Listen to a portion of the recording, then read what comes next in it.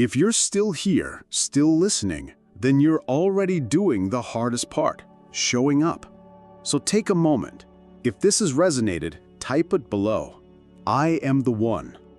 Let this be your affirmation, your commitment, your acknowledgement. And if you haven't yet, like this video now. That simple action sends a ripple out into the world, a signal that someone else might catch just when they need it most. Now there's one final guardian, the most deceptive of them all, the spiritual ego. This one doesn't scream, it whispers sweet words. It makes you feel superior, enlightened, chosen. You begin to believe you've transcended the ego, without realizing that it's still the ego speaking. The spiritual ego wears a mask of wisdom, but beneath it hides comparison, pride, and separation. It says, others don't get it like I do, or I've reached a level most will never understand. This trap is subtle and deadly. The only antidote is humility. Ask yourself, am I serving others with this insight, or just feeding my own identity? True awakening doesn't isolate, it connects. It doesn't elevate you above others, it brings you closer to their humanity. So how do you pass through these guardians? By not avoiding them, by moving with awareness, with breath, with radical honesty. Each one holds a gift. Doubt becomes clarity. Fear becomes courage. Impatience becomes presence. Ego becomes truth. And once you pass through them, not forcefully, but gracefully, your vision shifts. Not in one grand moment, but in the quiet knowing that something inside you will never be the same. Then, without warning, something changes. It doesn't come with fireworks or loud revelations. It arrives quietly, like an old friend returning, like remembering something you never knew you forgot. Colors seem richer. Conversations feel more layered. Coincidences begin to line up like breadcrumbs left by the universe. You pick up a book and find the exact phrase you needed. A stranger says something that unlocks a long-buried truth. You realize this has all been orchestrated, subtly, perfectly. But the real shift isn't in the world, it's in you. Suddenly, you're no longer chasing experience, you're living it. You're not seeking signs, you are the sign. Awareness has become your resting state, not your goal. And from that still point within, you begin to move differently. You don't lose pain, but you stop fearing it. You don't eliminate chaos, but it no longer swallows you. You begin to witness, to hold, to breathe through all of it. This is the beginning of true integration. Awakening is not the climax, it's the invitation.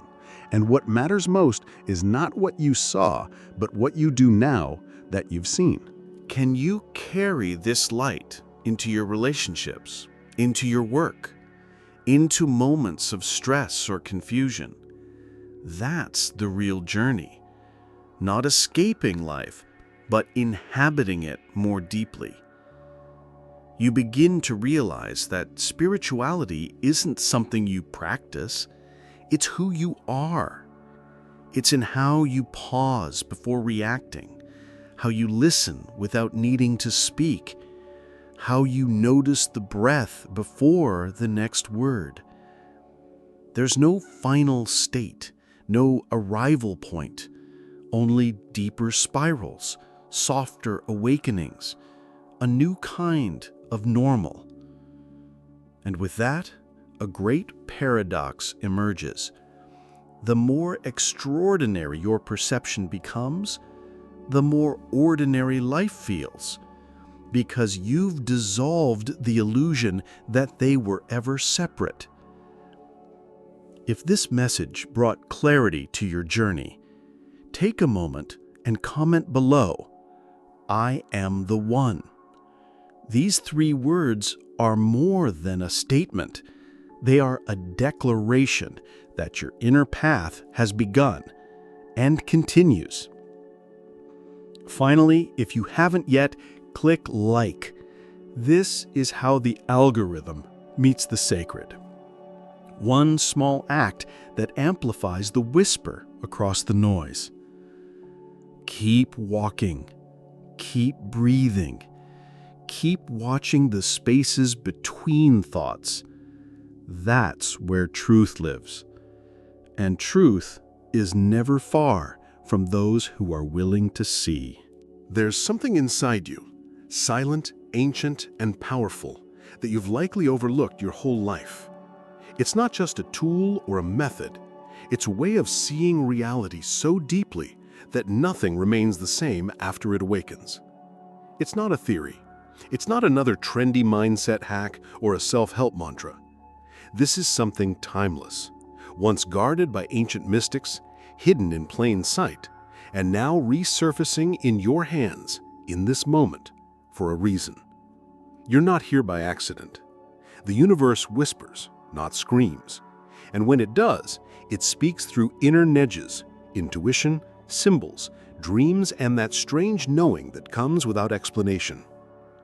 You've felt it before. We all have. A sensation like someone is watching, and you turn instinctively. A sudden dream that unfolds in real life days later. These aren't accidents. They're not luck. They're signals.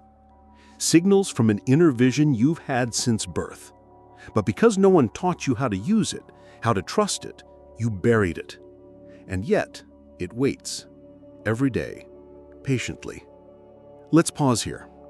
If this message is echoing something buried deep in you, then you're in the right place.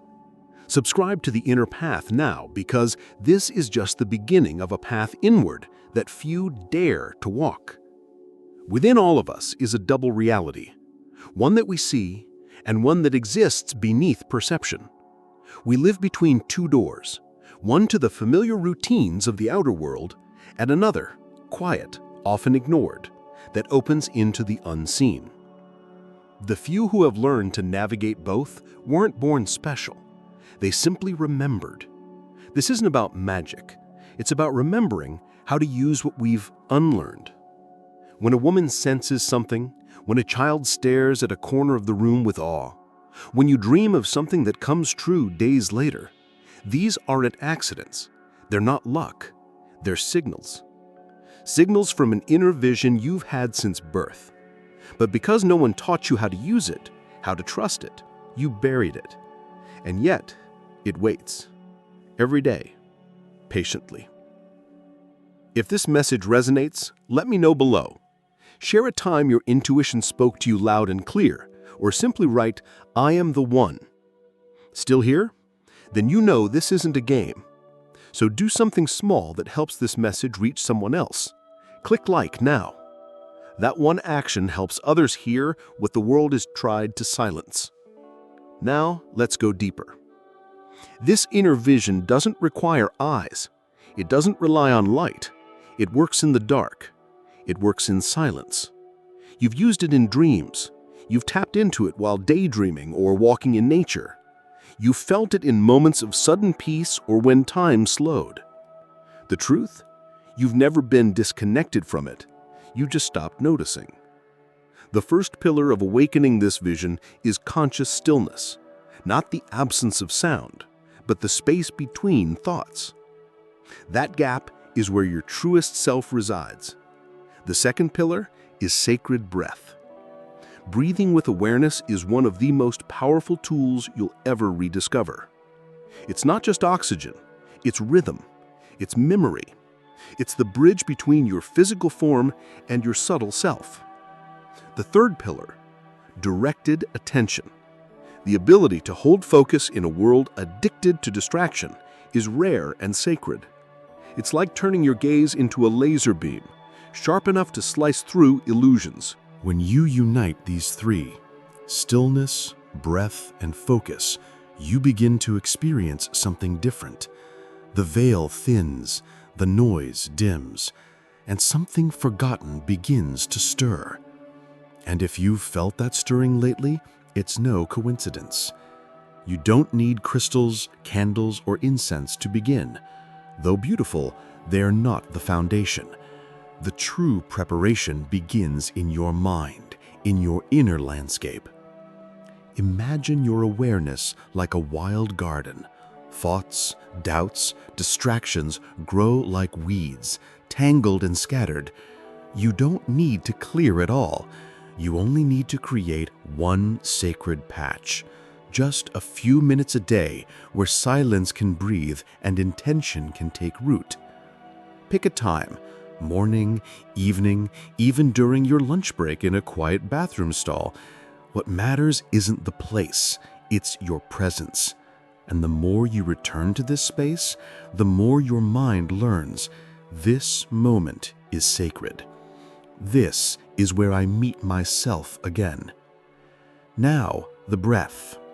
The SCP ritual, 7 conscious pulses, is not just a relaxation technique, it's an inner key. On your first breath, imagine golden light entering your body, clarity, life, and warmth. On the exhale, release everything heavy, tension, doubt, regret, like dust leaving a room that hasn't seen light in years. By breath 3, the world around you begins to fade. Not disappear, just fall into the background. Your awareness becomes sharper, more precise. Some people begin to feel tingling in their forehead or see light behind their closed eyes. Others feel nothing at all. Both are valid. Don't chase phenomena. Observe. That's the art. By the 6th and 7th breath, you may find yourself in a strange place, awake yet floating, still yet aware. This is the edge between worlds, between the visible and the invisible. Stay here. Breathe here. Trust this space. It may feel subtle, too subtle to matter, but it is in this space that everything begins. And remember, mastery isn't in the intensity, it's in the return. Every time you sit down and breathe with purpose, you're strengthening something that the world has tried to silence. There's a moment just before sleep when something opens. The ancients called it the blind spot of consciousness. It's the flicker between waking and dreaming. It feels like nothing, but contains everything. Most people pass through it unknowingly each night, but when you begin to notice it, pause in it, it becomes a doorway. You don't need to force anything. You simply remain, present, still, watching. It's like slipping underwater for just a second, but instead of panic, there's peace. Clarity rises, old memories bubble up, insights appear. Not thoughts, but knowing. As you train this inner vision, you'll notice something new. Time starts to bend. Minutes stretch or vanish. The usual sense of linear thinking begins to dissolve. And this is not illusion. It's a return to your natural state, a deeper current of perception long buried beneath noise, fear, and endless motion. This blind spot is not a void. It's a portal.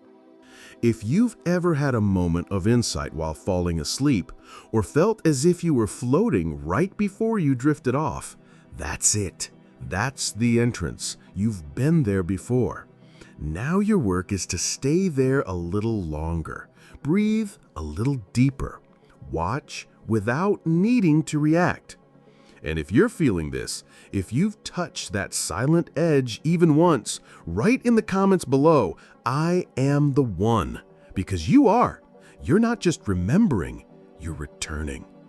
And if this video has touched something inside you, don't forget to support the inner path. Like this video now. It may seem small, but it's how these truths ripple outward. The deeper you go, the more subtle the signals become. You begin to notice a gentle hum beneath your thoughts, a frequency of awareness that was always there, but now feels alive. And with that awareness comes a deeper challenge: resistance. Not from the world, but from within. This is what ancient teachers called the guardians of the threshold. They are not beings, they are states, patterns, shadows, internal forces that rise when you're on the edge of expansion. Not to stop you, but to test your readiness. The first guardian is doubt.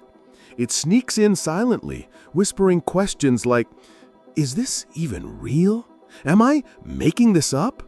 Who do I think I am?" But doubt isn't the enemy. It's the gatekeeper of discernment. Its purpose is to keep you from falling into illusion. The key is not to silence it, but to sit with it, to ask, what exactly am I doubting? Often, what you fear is not the practice itself, but your worthiness to walk this path. The second guardian is fear. Not the fear of physical danger, but the fear of dissolving, the unknown, the possibility that everything you believed about yourself may not be true.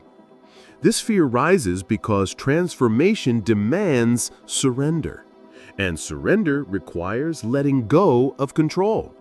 You may find yourself waking in the night with unease, or during meditation, you might feel a rising current of anxiety from nowhere. Don't run. Breathe. Sit with the discomfort. Let it speak. The moment you stop resisting, fear softens. It reveals its true message. Are you ready to grow beyond the version of yourself you've always known? The third guardian is impatience. After touching moments of deep clarity, you begin to crave more. You want faster results, stronger sensations, instant understanding. But spiritual growth is not fast food. It's not instant gratification. It's the slow blooming of something ancient inside you. One breath, one moment, one return at a time. Trust the slowness. Trust the silence. There's nothing wrong with you. You're not behind. You're not doing it wrong. You're becoming. And that takes time.